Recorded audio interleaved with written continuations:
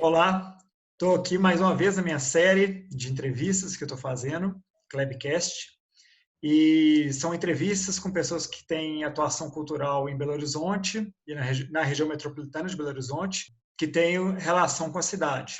Essa série ela está em vídeo no meu canal no YouTube e está como podcast no Spotify, SoundCloud, iTunes e outras plataformas, né?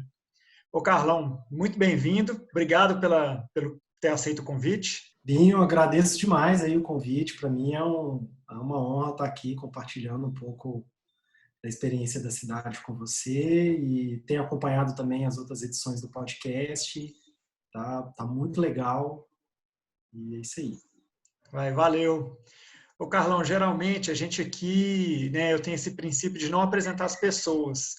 Então eu peço para cada um se apresentar na sua atuação cultural, profissional. Como é que você se apresenta geralmente? Então, Binho, eu gostei muito da maneira como você me apresentou, né, como pesquisador. Eu acho que é a grande síntese aí de tudo, de toda a minha trajetória e tudo que eu tenho feito até aqui. É um pesquisador da cidade e, ao mesmo tempo, uma pessoa que vive a cidade, né, nas suas dimensões culturais, sociais, políticas,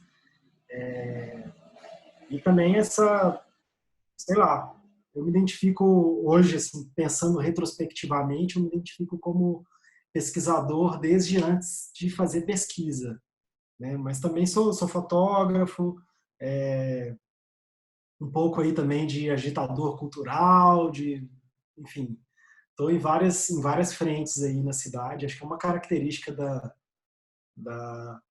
dos artistas e produtores e pessoas engajadas com a cidade de Belo Horizonte, né? A gente está em muitas frentes. Ô Carlão, puxando aí o gancho que você falou de pesquisa, é porque muitas vezes, quando a gente ouve a palavra pesquisa, a primeira coisa que vem na cabeça, principalmente para quem não está acostumado, é aquela coisa meio de laboratório ou de biblioteca, né? Uma coisa um pouco fechada. E ao mesmo tempo você fala que sua pesquisa tem uma relação com a cidade, né? O que que você entende como pesquisa? Como é que você vê a sua pesquisa pessoalmente e a relação com o espaço público? Legal essa coisa do espaço público, porque vou começar respondendo de trás para frente, porque o espaço público ele é importante na minha formação, assim, política, social, cultural. Eu, desde o começo dos anos 2000, eu participo tenho uma formação muito ativa, tive uma formação muito ativa com o movimento punk, com hardcore, com as culturas urbanas da cidade. E desde os anos 2000, eu participei de muitas manifestações, de muitas atividades no espaço público, né? E eu acho que isso é um grande é um ponto muito importante aí na minha formação como pesquisador, como indivíduo da cidade. Eu tive a minha história é muito doida, assim, eu tive no final dos anos 90 eu vendia cachorro quente numa esquina lá no Pompeia. Já era ali um contato com a rua, né? Uma experiência uma coisa que, claro, tem toda a dinâmica do trabalho, mas também me permitia observar a cidade, principalmente na rua, à noite, na esquina.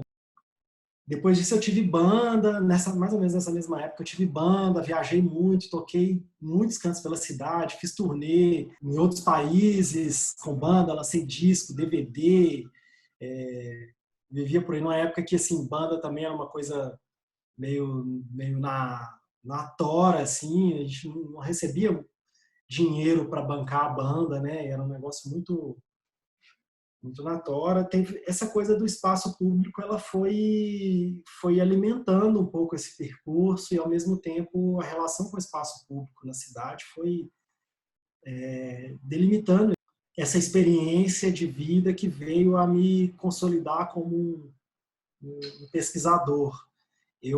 Nessa época, eu tinha muita influência uma referência muito grande para mim eram os situacionistas, o Guy Debord e toda essa crítica urbana direta e politizada. Isso me reverberava muito em mim, assim. Eu lembro que eu li várias vezes a Sociedade do Espetáculo. É até engraçado que eu reli recentemente e falei, nossa, não entendi nada. Na época eu entendia, eu tinha um entendimento daquele livro, assim, além dos outros textos situacionistas, claro, mas na época aquilo me alimentava de uma maneira que eu, sei lá, naquele momento eu também não sabia explicar muito. E aquilo despertou muito o interesse em entender a cidade, em reelaborar minhas críticas em relação à cidade, né? Uma coisa que já vinha aparecendo nas letras que eu escrevia.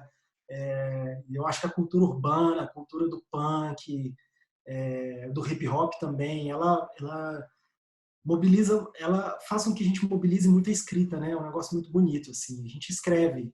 Eu tenho muitos amigos do punk, do hip hop que escrevem bastante. Eu, nessa época, escrevia muito, de uma maneira mais livre e usava a escrita para me conectar também com os movimentos urbanos e políticos e culturais e artísticos. E imaginava assim que se um dia eu fosse estudar, eu iria estudar a cidade.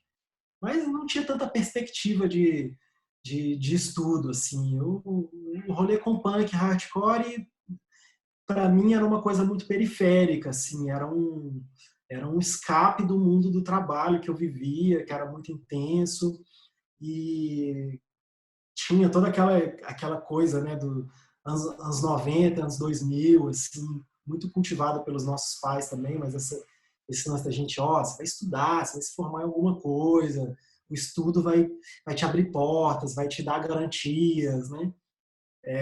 O estudo era uma coisa sacralizada.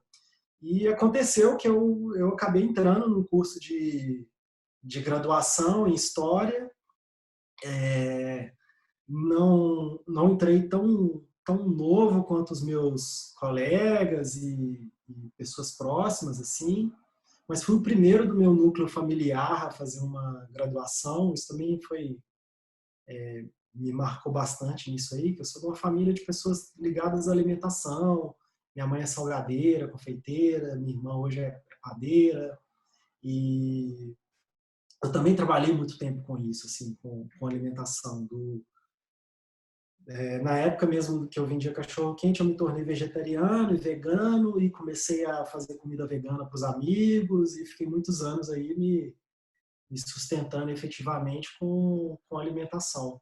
E aí veio a graduação em História, muito com essa vontade de estudar as questões urbanas, estudar a cidade.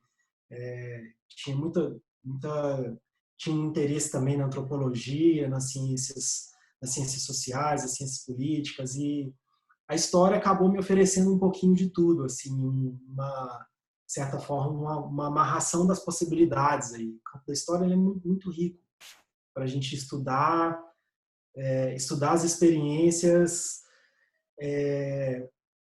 a partir dos próprios dos campos onde elas se definem, né? Onde elas estão definidas aí.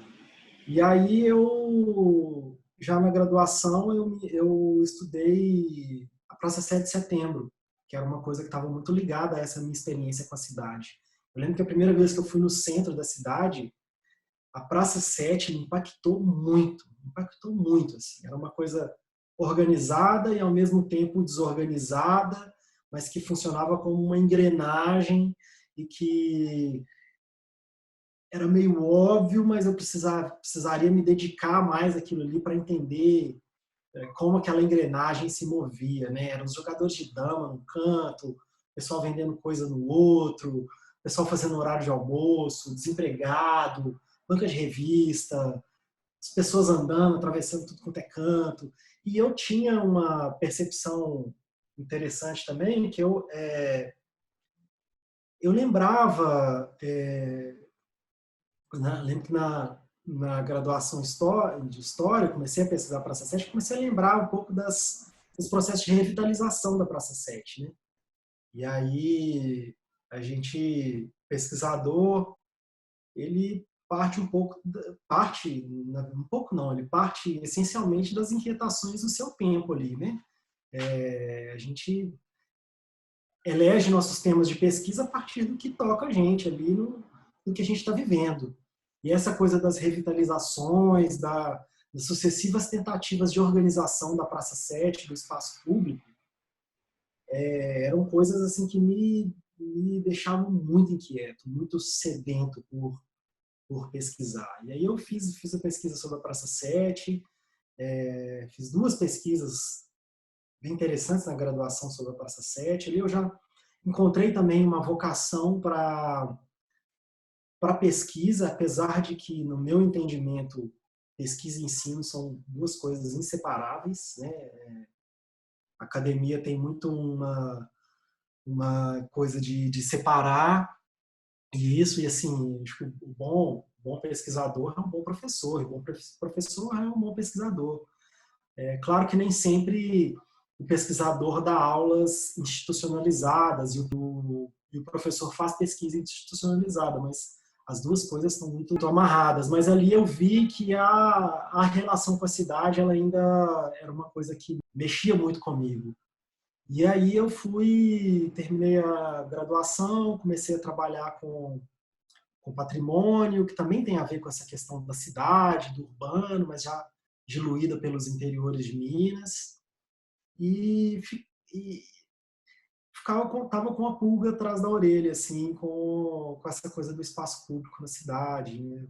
Praça 7, poxa, é uma praça, mas é uma rotatória, é um cruzamento de ruas, né? E Belo Horizonte é essa coisa, assim, cheia de cruzar, essa cidade cheia de cruzamentos com nomes de praça.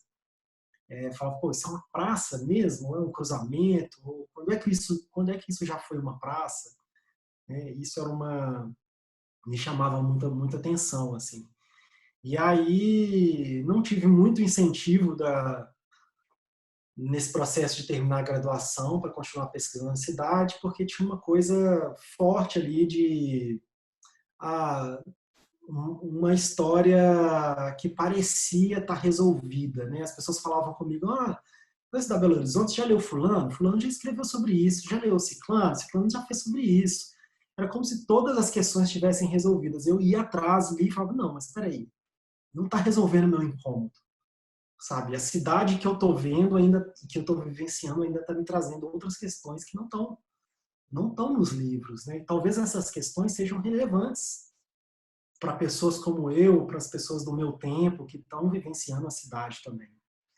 Então eu acabei retomando a pesquisa, fui fazer mestrado na Unicamp sobre espaços públicos. E aí nesse meio termo entre graduação e mestrado, né, e fazendo trabalhos com patrimônio, ainda circulando muito a cidade, vivendo a cidade, eu acabei voltando para o arquivo, sempre gostei muito de frequentar arquivos e bibliotecas. Voltei para o arquivo e voltei a pesquisar sobre a cidade. De repente, eu me deparei com um documento que trazia informações diferentes sobre o número de praças na cidade. Na verdade, foi uma série de documentos. Eu fui acessar os relatórios de prefeito da prefeitura e aí vi lá que em 1920 eram 24 praças, em 1930 eram 19, em 1944 eram 25. Eu falei, gente, como assim? Em pouco tempo muda o número de praça, praça aparece, praça desaparece, sabe? Tem alguma coisa estranha nisso. E aí essa curiosidade foi fermentando, assim, muito porque também já vinha com essa cultura de questionar essas definições do espaço público, né? Tanto em relação à apropriação quanto os aspectos simbólicos do espaço público também. Né? Toda essa cultura do punk, do skate, do hip hop, de ocupar os espaços públicos, de se apropriar, de buscar outros significados do espaço público, isso pesava muito para mim, né? Eu viajo muito num lance assim, quando um skatista olha para um banco e vê naquilo ali uma borda para ele fazer uma manobra, ou quando o duelo vai para debaixo do viaduto e se apropria de um espaço que ninguém estava se apropriando para aquilo ali, sabe? Para fazer o que eles estão fazendo ali, isso é uma ressignificação do espaço público, é esse processo de tensionar o espaço público e se reconectar com o espaço público. Então isso foi fazendo muito parte da experiência de vida com a cidade. E aí no mestrado eu pesquisei isso dessa variação no espaço público e entrei de cabeça nesse conceito de espaço público, né? Primeiro, quem que é o público? Quando a gente fala em espaço público, a gente está falando de quem? Né? A gente vive em uma sociedade extremamente desigual, desequilibrada e, embora tudo pareça ser acessível, a gente sabe que na prática não é, né? Tem um cara da região metropolitana, tem a pessoa com necessidades especiais, tem o cara que quer tipo, interagir com rap, tem um menino que quer andar de skate. E esses elementos todos, eles me constituíram como pesquisador e me definiram também como pesquisador, como ajudaram a definir uma prática de pesquisa também que leva em consideração essa experiência. Eu gosto sempre de mencionar ela, minha querida ex-orientadora Maria Estela Bresciani, ela falava muito: Carlos, mas você está andando na cidade? Você está vendo a cidade? Porque a gente pesquisa a cidade, você tem que andar na cidade, você tem que reconhecer o que está acontecendo ao seu redor. Né? Assim, como um bom pesquisador do urbanismo, da arquitetura, você tem que sair na rua. Eu lembro que entre o mestrado e o doutorado, que acho que é um marco da minha relação com a fotografia, que é um outro campo que constitui muito a minha experiência, eu já estava naquele processo, um pouco cansado, pesquisa, né, você faz a sua primeira pesquisa ali oficial, de mestrado, você dedica muita energia e de repente você fica cansado. E eu comecei a me dar conta, assim, nossa, eu estou saindo um pouco na rua, estou vendo um pouco a cidade, sabe? Tem que começar a andar pela cidade.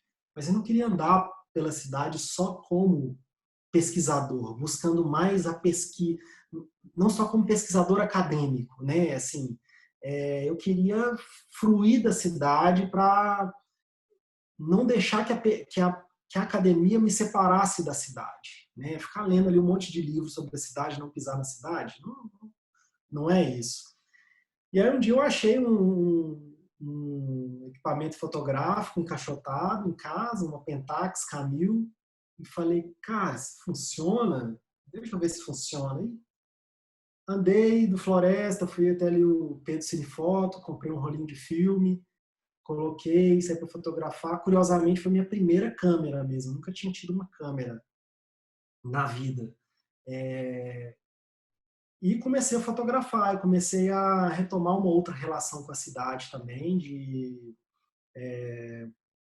uma pesquisa com a cidade, assim, tentar captar os processos de formação da cidade no meu tempo, que eu viajava muito nisso também, de perceber a cidade mudando. Né? A cidade é um processo, é uma outra duração, diferente da vida da gente. A gente vive e morre na cidade, se a gente não prestar muito bem atenção, a gente vai achar que a gente viveu na mesma paisagem, né? E muita coisa muda. Eu lembro de um outro podcast que eu escutei, você falou um negócio muito bonito, que é a relação acho que foi com Aruan, a relação da paisagem da cidade com a serra, né? Que você falou uma coisa tipo, mesmo a serra não continuando lá, a cidade muda, né? A escala vai mudando da coisa toda. Aquilo me fez voltar nessa ideia que eu tinha lá em 2010 de pensar, nossa, mas realmente deixa eu prestar um pouco mais de atenção aqui, porque a paisagem está mudando num tempo mais lento do que o tempo que a gente está acostumado, o tempo da internet, o tempo das coisas acontecendo ao nosso redor, mas a cidade está mudando. E a escala, às vezes, vai mudando. Às vezes, tirar uma foto hoje da imagem da serra ali, por trás dos prédios, e comparar com uma imagem de 10 anos atrás, talvez não vai mudar muita coisa, mas, assim, no primeiro plano. Mas se você olhar com calma, né, a mudança está ali. A gente vai perceber que alguma coisa mudou, né, da escala física à escala simbólica da cidade. Então, isso, a minha relação aí da pesquisa, ela foi amarrando essas coisas todas, e a fotografia entrou um pouco nesse meio também, assim, de perceber a cidade, criar um outro fluxo. Eu sempre me interessei muito também pelo processo de transformação da cidade, mas também pelas pessoas que atuam na cidade, que ressignificam a cidade, né? O grafiteiro, o skatista, o cara do hip hop, o vendedor ambulante. E a coisa com a fotografia também, isso é um interesse de, talvez, não de, por exemplo, fotografar um ambulante na esquina onde ele ficou parado a vida inteira, mas entender, cara, de onde esse ambulante está vindo? Ele está vindo de ônibus? Ele vem da região metropolitana? Qual que é o percurso? A mesma coisa com a obra de arte, com o trabalho artístico.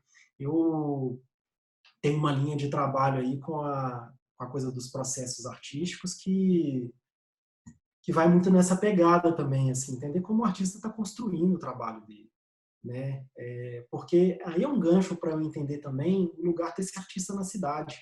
Em em muitas situações eu acabo captando muito bem isso, assim, né? O lugar desse artista na mesma cidade que eu tô e como ele constrói a cidade nesse mesmo ambiente em é, que eu estou amadurecendo meu olhar, meu interesse pelas questões urbanas. Não sei se... Porque me interessa muito essa história dos pequenos, a história das pessoas, e não a grande história dos mártires, daquelas pessoas que são estatistas, que líderes e tal. Eu não acredito tanto nisso, acredito mais nas pessoas do cotidiano. E eu tenho interesse muito grande pelos movimentos urbanos, pelos coletivos e tal. E eu, desde adolescente, desde muito novo, eu acompanho os coletivos, assim, sempre fui fascinado. E eu estava notando uma coisa aqui quando você falava que eu acho muito interessante, que assim, os marcadores são outros, né? Assim, você está falando de praça, a praça do Colégio Arnaldo virou praça do ciclista. A praça da estação virou a praia da estação. O viaduto Santa Teresa virou o viaduto do hip hop. Na década de 80, 90, na Augusto de Lima, na porta da Cogumelo Discos, era o ponto de encontro dos metaleiros. Então, você passava de longe, você via aquele tanto de gente de camisa preta ali, os metaleiros.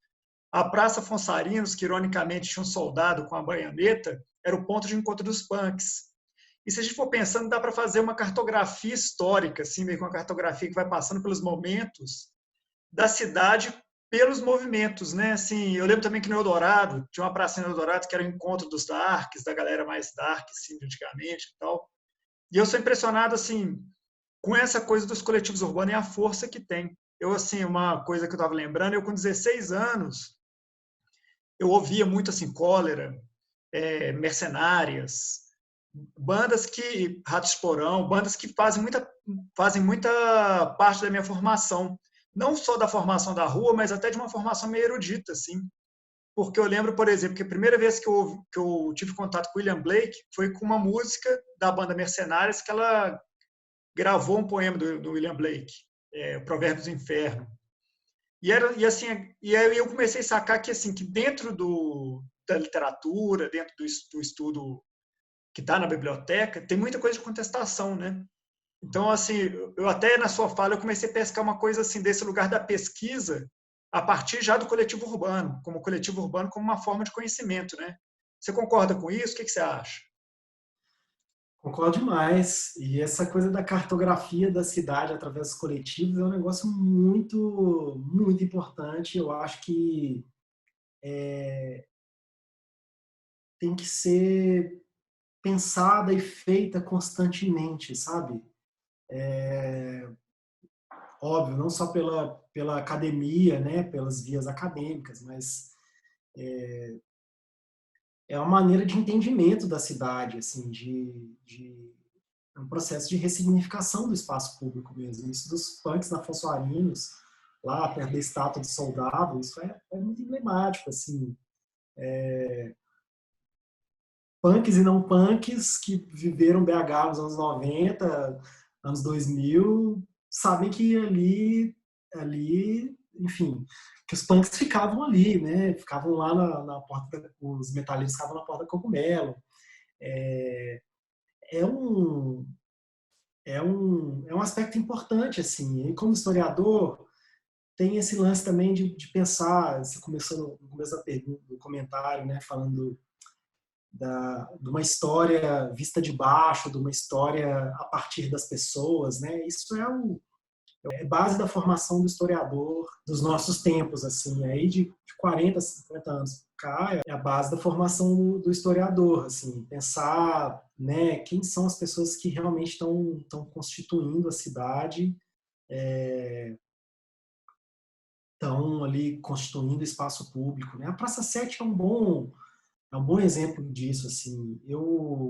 A Praça 7 de Setembro, ela até 1922 ela se chamava Praça 12 de Outubro, em homenagem ao, se não estou enganado, descobrimento da América e tal. E tem toda uma movimentação republicana para mudar esse nome, né? E colocar Praça 7 de Setembro, instalar ali um monumento aos grandes feitos da República, que é um obelisco, né? Um monumento sem forma, não é um busto, não é uma estátua.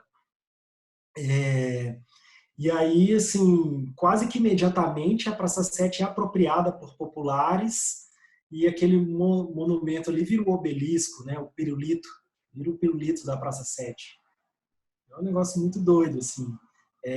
Até hoje, eu olho para aquilo ali e eu falo, é o pirulito, um obelisco, sabe? Não é o obelisco afetivamente apelidado de pirulito da Praça 7. É o pirulito, é uma referência afetiva, assim. Sempre teve essa, essa dimensão da apropriação livre, uma apropriação livre não, uma apropriação desordenada, e para mim, na verdade, é uma apropriação livre, né? Assim, que essa série de essas sucessivos projetos de revitalização da Praça 7, para mim, sempre foram tentativas na minha leitura, sempre foram tentativas de organizar a apropriação de um espaço livre, né? Colocar, você vai lembrar disso, aquelas grades de metal que ficam ali, se você está no canteiro central e para de frente para o pirulito, tem grades de metal. Aquilo não tinha numa determinada revitalização. Tem todo um direcionamento para você atravessar na faixa, seguir. Eu lembro que nessa última revitalização, tiraram alguns cantos dos jogadores de dama, eles mudaram ali o posicionamento na praça, porque a revitalização suprimiu ali os lugares que eles já estavam confortáveis ali há muitos anos, colocaram no quarteirão ali onde fica a Galeria Praça 7, uma espécie de palco, palanque, do tipo, olha, você, evangélico, que fica com a Bíblia na mão falando em tal canto, você vai falar ali. Manifestante, você quer falar para o público, você vai falar ali. Uma tentativa de ordenar que eu acho que é muito presente na arquitetura hoje, pouco criticada pelos arquitetos, né? Eu acho que a função social e política dos arquitetos assim é pouco acessada durante a produção da arquitetura, né, e do urbanismo. Isso, para mim, é explícito nos espaços públicos, nessas últimas revitalizações. Vide a Praça da Savassi, a Praça da Estação, né, assim, a Praça da Savassi, cara, aqueles bancos terríveis, sabe, eu morro de vontade de falar com quem pensou que eu falei assim, fica meia hora sentado aí, sabe, nesse banco, depois me fala aí do que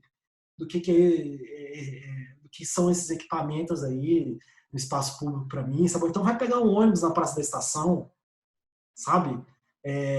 Que lugar quente, árido, sem árvore. Esse é o espaço público que vem sendo construído e pensado, né? Sempre como uma tentativa de organizar o fluxo e a apropriação para alguém, né? Assim, ou para algum interesse.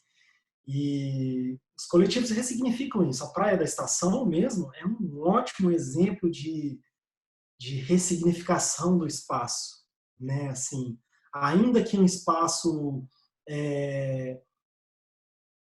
pouco solidário às pessoas que estão ali no dia a dia, a pessoa que está esperando um ônibus, uma pessoa que precisa de um lugar para descansar na cidade ou para passar um momento de lazer, as pessoas ressignificaram aquilo ali. Né? O viaduto, a mesma coisa. Né? Assim, mostra, assim, sem dúvidas, a potência da, das pessoas na constituição do espaço público. Isso interfere na história do espaço público. Eu, como historiador da cidade, do urbanismo, da arquitetura, essa é a minha entrada. Assim, é muito mais... Beleza, a gente tem que entender os projetos, como eles se constituem, porque tem forças políticas ali, tem narrativas técnicas que tangenciam aquilo ali, o arquiteto, a conversa do arquiteto com o poder público para a construção da Praça da Estação é importante também, com certeza. Mas eu, enquanto historiador, eu tenho essa possibilidade de escolher por onde eu vou entrar para entender e para fazer essa leitura do espaço público, né? E aí eu escolho a leitura das pessoas mesmo, o percurso do transeunte, do habitante da cidade, para entender como isso se constitui. E não só pensando em praça, né, a gente tem aí esse movimento de ocupação da cidade com as bicicletas, né, que em Belo Horizonte a força do automóvel é muito grande, você tem aí um esforço de coletivos também, de mostrar que a bicicleta existe, muito mais do que estar na cidade o tempo todo, é mandar um recado, né, para as pessoas, falar assim, olha, tem ciclista andando na cidade, sabe? Mesma coisa, a gente tem aí o grafite e a ocupação da cidade com grafite com grafite com a pichação em várias frentes, né? É um documento da cidade. Você tem possibilidades de contar a história da cidade, vamos começar pelo grafite, vamos começar pelo punk, vamos começar pela pessoa que depende do espaço público para o lazer dela, né? Interessante da sua fala, eu fiquei vendo várias coisas assim também que eu queria comentar, que assim, quando fala em revitalização, geralmente eu já fico meio preocupado, porque, por exemplo, na época que teve a Copa do Mundo, que eles falaram que ia revitalizar a cidade, que teve um plano grandioso e tal, parecia que foi tudo feito de helicóptero, né? Parece que não levava em conta as pessoas ali embaixo, era tudo muito no macro. E eu me interesso muito justamente por olhar essas minúcias da vida cotidiana, né? No meu último livro, o Livro dos Vivos, eu não queria escrever sobre cidade, mas não teve jeito, eu acabei escrevendo umas coisas sobre cidade. E tem um texto lá que eu falo muito da Praça 7, e tem uma frase que ela me deixou muito encacucado, assim, porque na hora que eu escrevi eu não pensei, depois eu fiquei refletindo, que eu falei assim, não me engano, a Praça 7 de Setembro. E no texto eu descrevia vários embates que estavam lá, que são embates históricos brasileiros. Então é o cara que é reformado do grupo de extermínio, é o cara que é um ex-bolchevique nostálgico, é o hippie futurista que fica fazendo escultura com chip de celular, e as paredes pichadas, e os cartazes colados, e camadas de informação. Está tudo meio que num micro ali, né? Tipo assim, numa paisagem na altura da calçada, não é essa paisagem lá longe, né? E é muito doido, assim, porque é uma forma de fazer história, né? Eu fico pensando muito nisso. E aí, dentro disso que você falou também, dos coletivos, eu, né, imaginar nesse caos, uma coisa que eu acho que combina muito com essa atmosfera é o picho, né? Como é que dentro da sua relação com a história, com o patrimônio, como é que você tem uma leitura do picho como um movimento social ou cultural? É uma boa questão, mas antes de falar sobre o picho, eu vou falar que eu gostei muito desse termo aí, hippie futurista. Hoje eu me vejo um pouco como hippie também, sabe? Não tô tão novo, mas também não tô tão velho, mas os meus amigos punks mais velhos, todos ficaram meio hippies. Eu super me identifico, assim. E hippie futurista é um termo Tem aquela música, né? Hip Punk Rajneesh.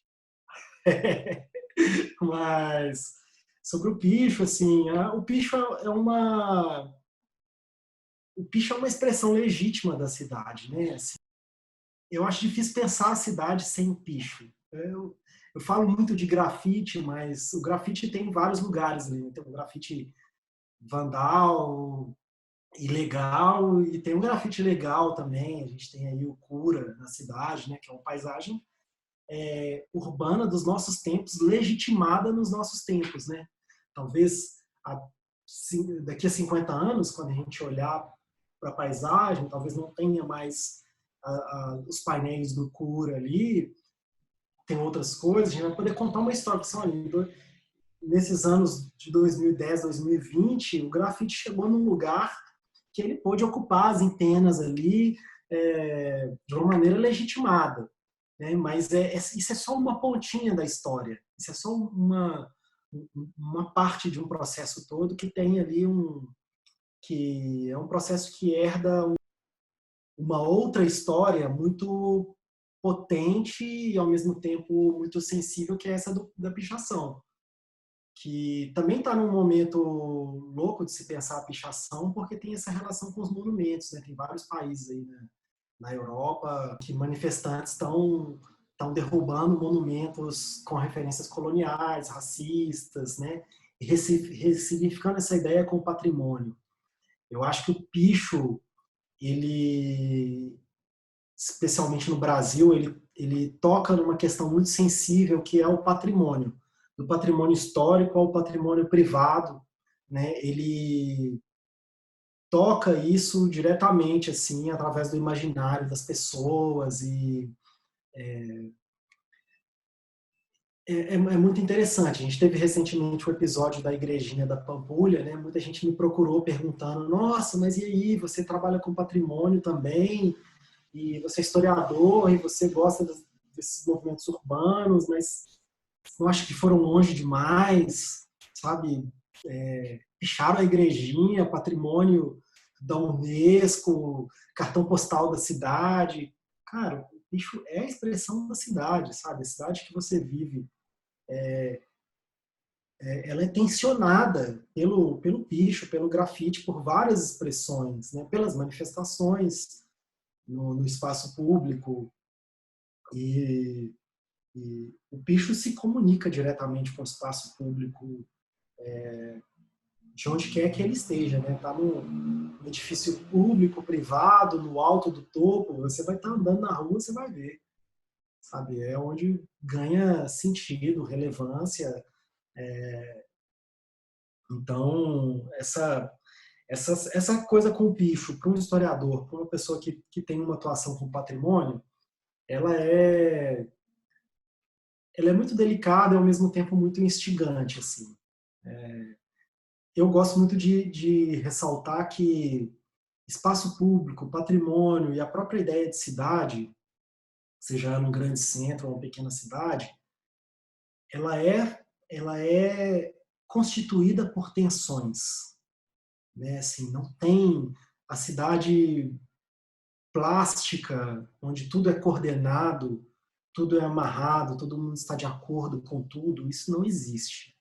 Né? É super importante a gente pensar que o conflito constitui o espaço público, constitui essa nossa ideia de patrimônio, para a gente se posicionar também em relação ao que é relevante e ao que não é. Muitas vezes essa sensação de cidade apaziguada, pacificada, ela é uma ilusão.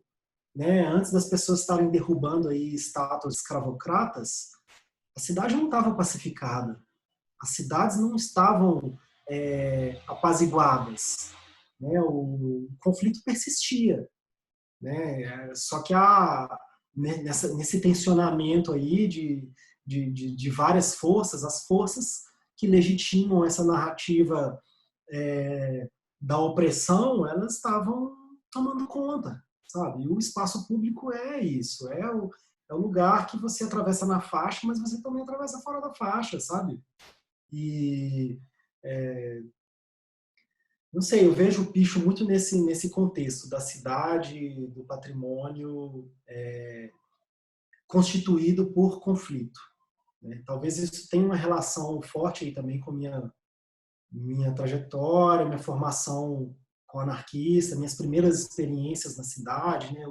Eu gostava muito no começo dos anos 2000, eu gostava muito do Reclaim the Streets, que era um movimento de ocupar as ruas, de falar, olha, as ruas não são só para os carros, né? Vamos fechar uma rua e jogar bola, sabe? Vamos fechar uma rua e fazer um jantar para a vizinhança. Isso me cativava muito, assim, de pensar, poxa, como as coisas estão definidas da maneira que estão, sem isso sem isso ter passado por um processo coletivo, isso suprimir nossos desejos também, sabe? De estar na rua, de estar na cidade. Você falando aí, eu lembro assim que eu sempre que eu vou conversar sobre o tema, eu gosto de repetir assim, que muita gente acha que quando a gente fala de pichação, a gente está falando de meia dúzia de pessoas, e geralmente são milhares nas grandes cidades, né? Em cada grande cidade tem milhares de pichadores por geração. E eu lembro muito de uma frase do Walter Benjamin, que eu não sei se eu vou lembrar ela exatamente como ela é, mas é do tipo assim, todo documento de história é também um documento de barbárie. E aí é interessante pensar nisso também, né? Assim, que esse volume de pichadores, assim, é um documento histórico também, a gente tem que pensar qual barbárie que pode estar por trás dela, né? Assim, quanto que custou para levantar uma estátua do Borba Gato, de um Bandeirantes, qual o acúmulo histórico, né? Assim, o Vladimir Safato, ele até fala uma vez esse termo, né, da história que está comprimida, né? Quanto tempo de história de sofrimento que tem aí, que precisa ser expresso e tudo.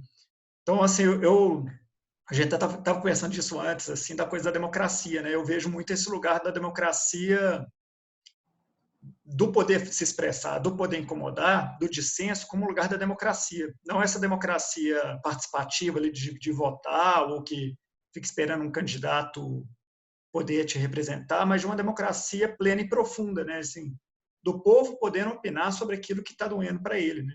Eu acho que essa frase do Walter Benjamin, ela, assim, tem vontade de fazer um lambe com ela e sair pregando por aí, sabe? Porque realmente ela é super, o tempo passa e ela vai ficando mais em evidências, mais pulsante. Mas ela diz muito mais sobre, não sei, sobre o status do Borba Gato do que o picho, sabe? Porque, pelo menos aí, eu já puxando do meu entendimento, a pichação, um banco carcomido ali de skate, é um documento de resistência, sabe? Em relação aos documentos de barbárie, você pensar ali, você citou Afonso Arinos, né, a estátua, no banco da estátua ali tem uns banquinhos, os skatistas, os patinadores, eles chamam de banco sujo,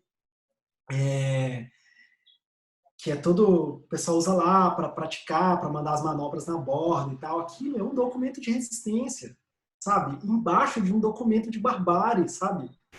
Que militar que é aquele ali, cara, aquela estátua ali, entendeu? Tipo, é muito louco isso, assim, Mas só rapidinho, eu acho que eu me expressei mal. O que eu queria dizer é exatamente o que você disse, assim, que tá meio na contramão desse documento de barbárie que é o Borba Gato, que é o soldado, como a pichação, o skate, a galera na rua, eu entendo como um documento de resistência mesmo. Sim, não, eu acho que eu entendi o que você colocou, assim, mas é muito doido, porque o que eu estou querendo dizer é que essa frase, ela é muito atual, né? Ela faz a gente pensar em muitas outras coisas, faz a gente pensar na nossa relação individual, profissional, política com a cidade. E essa coisa do monumento, do documento de barbárie, assim, é um negócio muito doido. E a gente pensa historicamente a partir de documentos. A gente tem uma visão alargada de documentos hoje em dia. Documento não é só a marca do skatista ali, também é um documento, né? Tanto quanto a estátua que está ali em cima dele. É muito louco isso, assim. Em relação à democracia e essas possibilidades de apropriação da cidade, a gente tem ali entre essa ideia de democracia, ou até nos grupos de estudo, os grupos anarquistas, a gente conversa muito que a democracia é quase um guarda-chuva de maluco, assim, dos melhores e dos piores, da liberdade ao autoritarismo, né? Porque a democracia legitima muita coisa, legitima é, legitima a demanda das pessoas por um uso,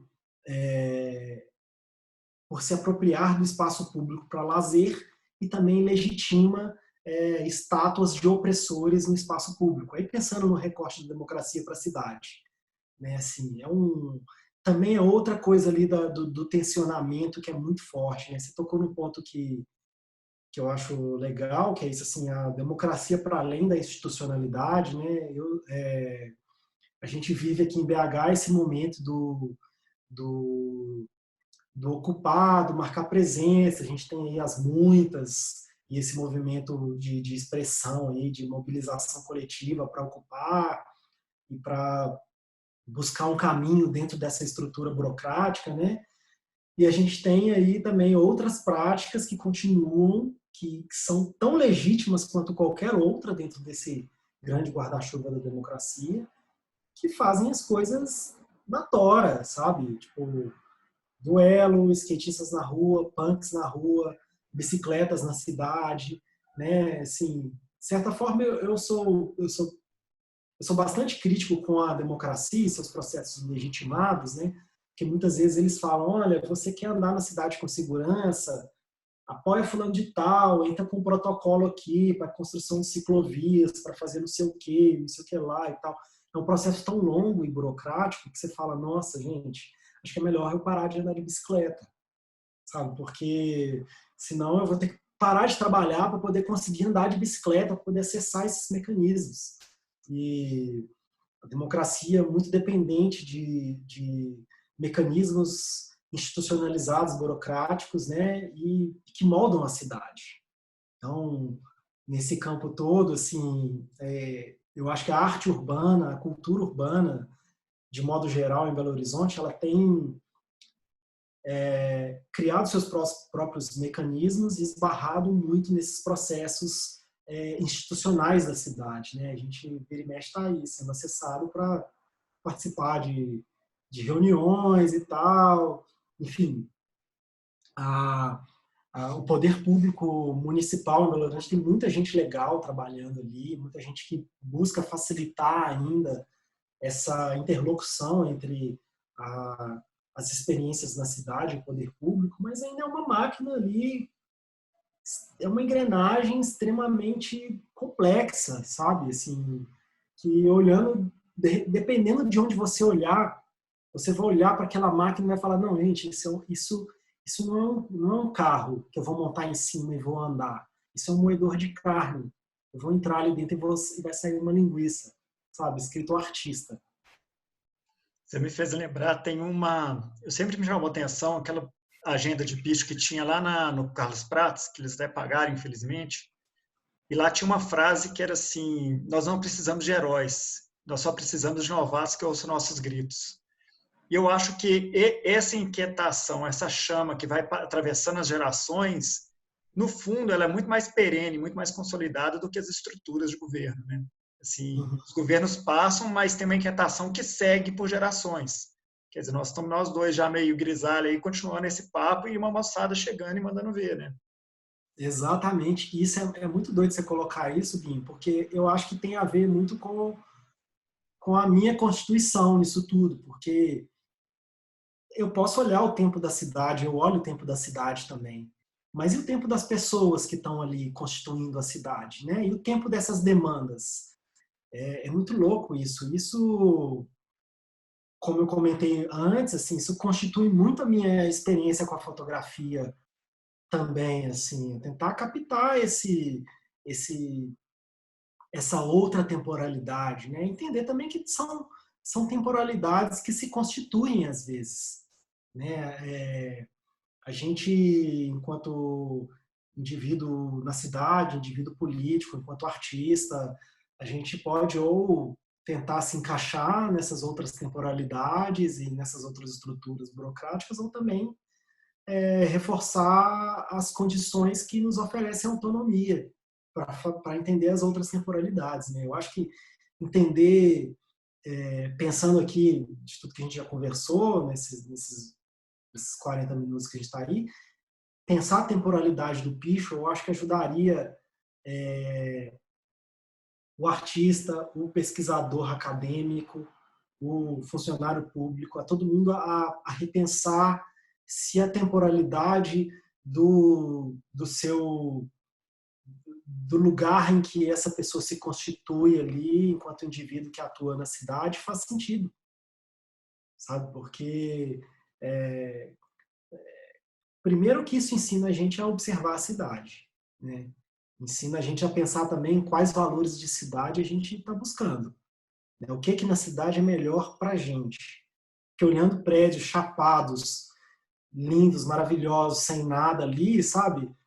Nem sempre a gente se identifica ou a gente, mesmo quando a gente não se identifica, quando a gente olha para uma coisa e se incomoda, né, a gente fica ali entre um meio termo meio plástico, assim. Eu acho que os elementos que estão numa camada além dessa coisa hiperinstitucionalizada que é a cidade, que são os prédios, que são as ruas, são os lugares certinhos para atravessar os semáforos, né, são as outras camadas que nos fazem pensar a cidade e o nosso lugar na cidade. É engraçado, o tempo nosso está meio acabando, assim, é um papo que parece que passou 1 minuto e já tem 50 minutos. Mas tem uma coisa que eu penso muito disso também, que é assim, tá querendo enganar quem, né? Assim, a imagem de uma cidade toda limpa, toda pintadinha, tudo zeradinho e tal, tá querendo enganar quem? Tipo assim, não tem problema, não tem gente passando fome, não tem miséria, não tem esgoto a céu aberto, não tem uma das maiores desigualdades sociais do mundo. Então, para que andar nessa cidade asséptica que se idealiza, se no fundo a nossa sociedade não tem nada disso, né? Eu sei, eu acho que é um papo que dá para render muito, assim. Eu queria puxar para um outro papo também, porque a gente não falou do coletivo Mofo, né, e da relação com a fotografia tanto. Se puder dar uma passadinha, assim, pelo menos dar uma localizada no Mofo e tal, acho que ia ser legal para completar a conversa. Sim, o coletivo humor foi uma parada que é um negócio muito doido, assim, porque ele é muito. Eu sinto que. Eu sou muito feliz em fazer parte do coletivo Mofo, porque eu acho que ele vive uma experiência muito instigante, assim.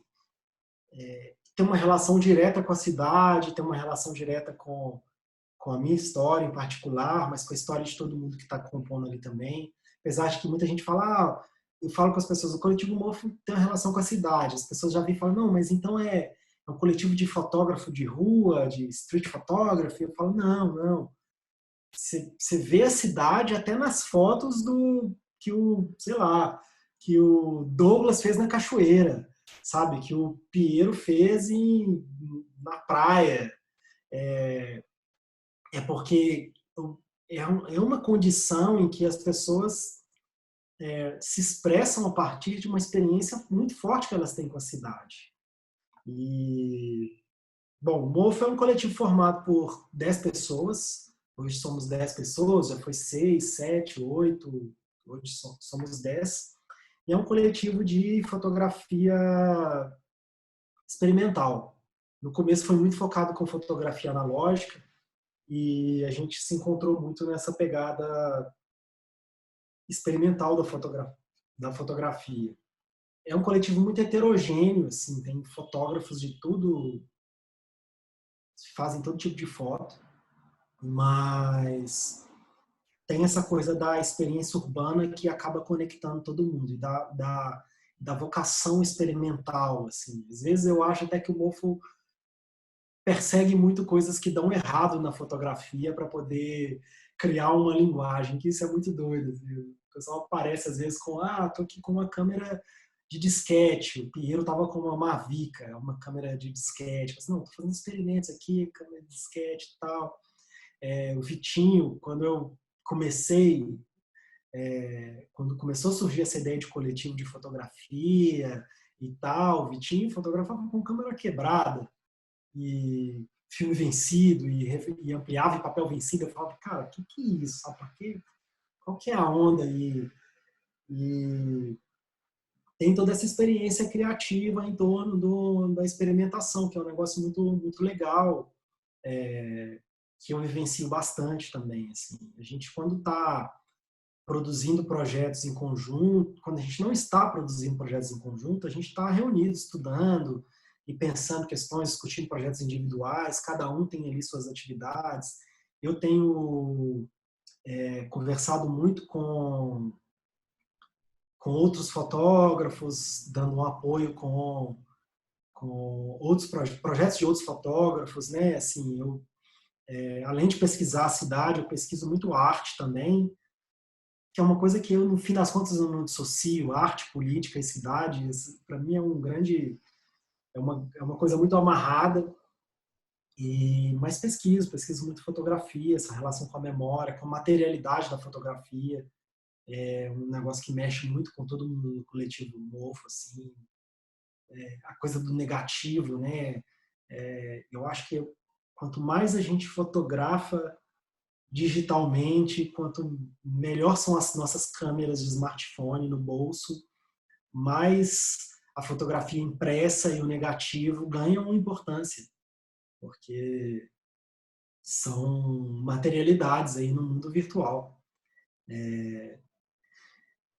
E aí essa experiência bem louca, assim. Eu tenho navegado muito por um lado da crítica, um pouquinho por esse lance de curadoria, apesar de que eu fico pensando, nossa, curadoria, né? A gente não tem a tradição crítica e formativa nisso, né? Assim, para falar, nossa, eu sou curador, eu sou o crítico, mas tentado reforçar isso um pouco também, porque eu entendo que é uma, é uma, é uma das frentes no coletivo, né? Assim, coletivo de fotografia, a gente não é só fotógrafo. Da mesma maneira que o artista, ele não é só artista, o cara faz ali uma ilustração em um determinado momento do dia, mas antes disso, às vezes ele trabalhou de caixa de supermercado, ele ajudou a mãe com não sei o quê, ele fez não sei o quê, jogou bola, fez... Enfim, artista ele é constituído por muitas coisas que não necessariamente são arte. A fotografia vai um pouco por esse lado também. Assim, tem muitas coisas que constituem a fotografia, e o MoFo expressa isso também, eu tenho expressado isso também, assim, então, pensar fotografia sem estar necessariamente clicando, apesar de que eu fotografo muito, hum, não é só clicando que eu estou sendo fotógrafo, né? Então, assim, tem muitas outras frentes aí. O MoFo também tem uma coisa muito legal que contesta um pouco o lugar da fotografia em Minas Gerais, assim, essa coisa do fotojornalismo, sabe? É uma herança, nada contra, o fotojornalismo é um, é um processo muito importante, mas tem um lugar consolidado aí do fotojornalismo e também do fotógrafo de estúdio profissional. Às vezes as pessoas me perguntam, você é fotógrafo profissional? Eu falo, poxa, não sei. Sabe, mas você trabalha com fotografia? Eu falo assim, não, eu trabalho com fotografia. Mas por que você não é profissional? E tem a ver com essa coisa do lugar do fotógrafo, sabe? Tipo, o fotógrafo experimental, ele é profissional? É também. Mas ele é igual o cara do estúdio? Ele é igual o fotojornalismo? Fotojornalismo? Talvez não. E Belo Horizonte tem uma tradição com isso que é um pouco careta, sabe? Tem uma coisa muito careta na fotografia de Belo Horizonte, assim, que é esse lugar do cara que tem uma câmera incrível, que faz aquele clique incrível e tal, aquela foto ultra sharp, ou é uma super paisagem, ou é um momento hiper romantizado da ação nas ruas, sabe? Que é uma coisa que eu falo, cara, peraí, antes desse super momento da ação, seja na ação ativista ou seja na ação artística, tem uma série de outras coisas aí que o fotógrafo, às vezes, ele simplesmente ignora, sabe? Como é que o fotógrafo chega até o ateliê dele, cara? Sabe? Como é que o cara da manifestação, o que acontece com o cara na manifestação depois que ele atira aquela pedra, sabe?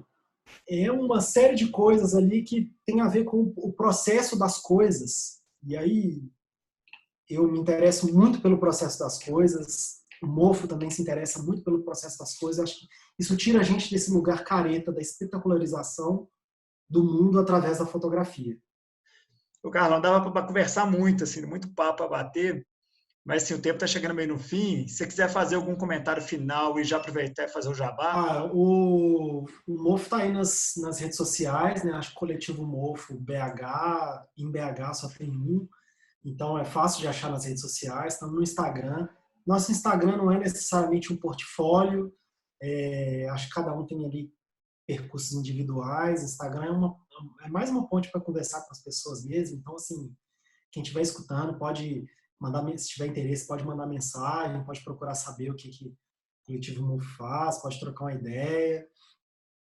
O Bernardo, do Coletivo MoFo, tem uma loja de fotografia que chama Super Câmera e dá super apoio também para para a galera da fotografia, principalmente para a galera que está começando e para a galera que tem essa veia experimental. Então, assim, você curte fotografia, tá meio doidão aí, só quer fazer uns cliques, ou quer, tipo, levar isso para sua vida de uma maneira mais livre, vai lá, troca ideia com o Bernardo, troca ideia com alguém do Golfo. Eu acho que é super bacana. Eu também estou nas redes sociais, Carlão126, acha em qualquer rede social. Aí, curiosamente, é o número de algumas casas que eu morei.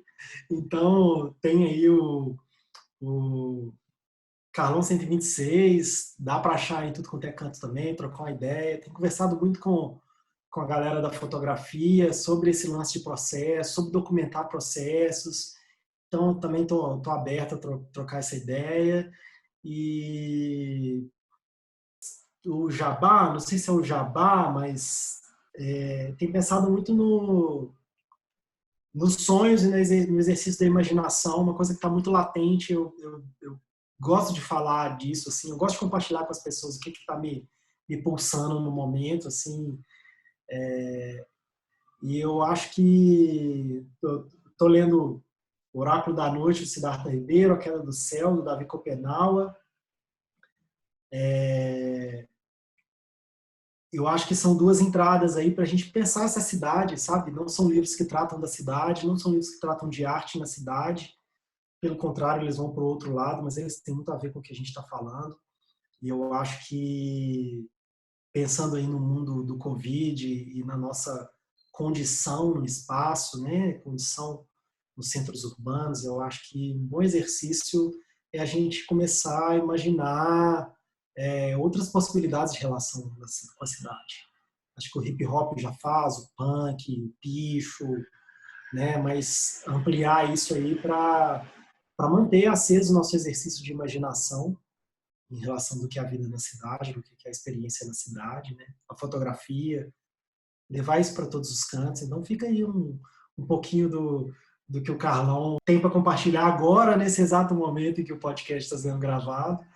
E acho que é isso aí. Obrigado pelo convite, reforço aí os agradecimentos e já era um ouvinte assíduo e vou continuar a ser. Acho que é um bom panorama, seu podcast é um bom panorama para pensar a cultura urbana. E aí, Binho, sem querer estender mais, assim, eu acho que todo mundo que experiencia a cidade na arte ou na política já faz um pouco disso, né? De pensar a vida na cidade. E todo mundo, de certa forma, é um pouco pesquisador, né? A gente não precisa da academia, não precisa desse lugar careta para achar que lá a gente vai encontrar o protocolo para pensar a cidade. A gente já está fazendo isso. Eu acho que o seu podcast traz muitas experiências que são, assim, é uma formação para a gente pensar a cidade, ter um panorama da experiência urbana contemporânea, né? Então, estou muito feliz de fazer parte, de compartilhar um pouco, e a gente pode seguir conversando também. Quem escutar e quiser puxar a conversa comigo, é só me acessar por aí. Obrigado. Ô, Carlão, eu que agradeço, obrigado demais. E eu acho que isso que você falou tem a ver com uma coisa que tem um livro do Ayrton Krenak também, que é sonhar, não lembro se é sonhar para além da terra dura ou sonhar como antídoto para a terra dura. Mas acho que é um jeito da gente ir sonhando junto, né? Juntar essas iniciativas, as ideias da galera. E vamos embora, vamos enfrentar isso aí. Vida longa para a gente. Obrigado e um abração. Valeu. Obrigado, abraço.